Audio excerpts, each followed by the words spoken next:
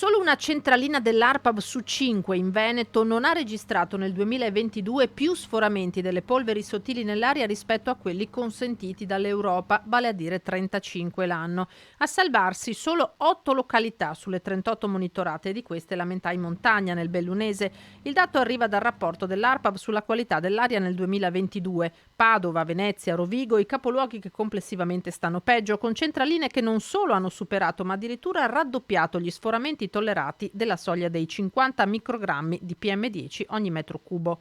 Ben 75 quelli registrati dal rilevatore di via Internato Ignoto nel quartiere di Terranegra a Padova. Altro picco, seppure isolato nel contesto provinciale, quello di San Bonifacio nel Veronese, 73. Nella Marca Trevigiana 66 gli sforamenti rilevati in strada Sant'Agnese a San Giuseppe, 55 in via Lancieri da Novara, zona Acquedotto, 43 a Pederoba e 38 a Mansuè.